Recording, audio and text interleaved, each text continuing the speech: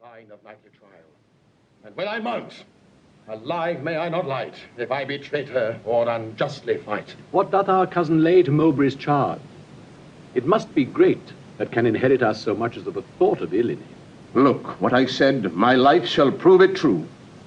That Mowbray hath received 8,000 nobles in name of lendings for your highness' soldiers, the which he hath detained for lewd employments, like a false traitor and injurious villain. Besides, I say, and will in battle prove, or here or elsewhere to the furthest verge that ever was surveyed by English eye, that all the treasons for these 18 years complotted and contrived in this land fetch from false Mowbray their first head and spring. Further, I say, and further will maintain upon his bad life to make all this good, that he did plot the Duke of Gloucester's death, suggest his soon-believing adversaries, and consequently, like a traitor coward, sluiced out his innocent soul through streams of blood, which blood, like sacrificing Abel's, cries even from the tongueless caverns of the earth, to me for justice and rough chastisement.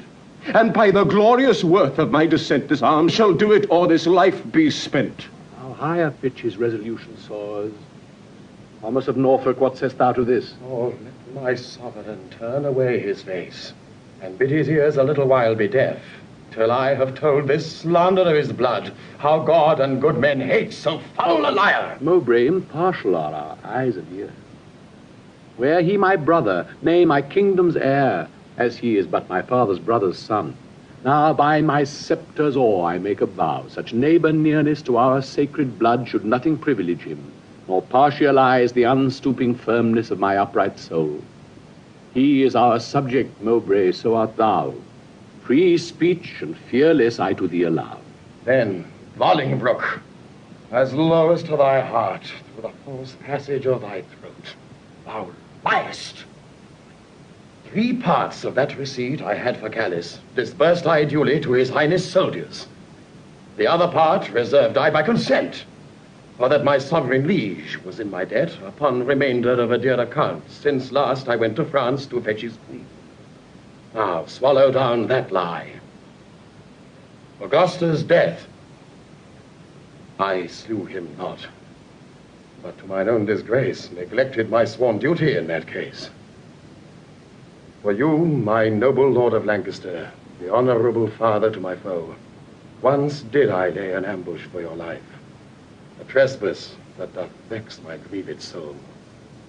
But ere I last received the sacrament, I did confess it, and exactly begged your grace's pardon, and I hope I had it. This is my fault.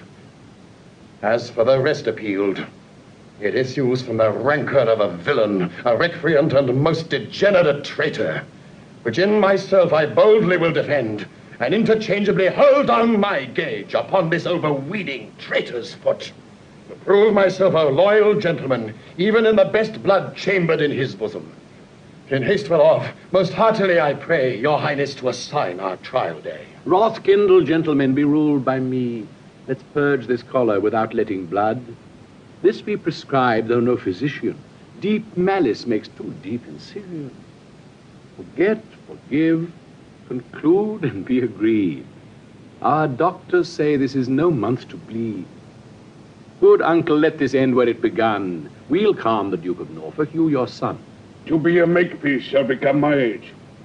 Throw down, my son, the Duke of Norfolk's gage. And Norfolk, throw down his. When, Harry, when? Obedience bids, I should not bid again. Norfolk, throw down, we bid, there is no boot. Myself I throw, dread sovereign, at thy foot. My life thou shalt command, but not my shame. For one my duty owes, but my fair name, despite of death that lives upon my grave to dark dishonor's use, thou shalt not have. I am disgraced, impeached, and baffled here, pierced to the soul with slander's venomed spear, for which no balm can cure but his heart blood which breathes this poison. Rage must be withstood, give me his gage. Lions make leopards tame. Yea, but not change his spots. Take but my shame, and I resign my gage. My dear, dear lord, the purest treasure mortal times afford is spotless reputation. That away, men are but gilded loam or painted clay.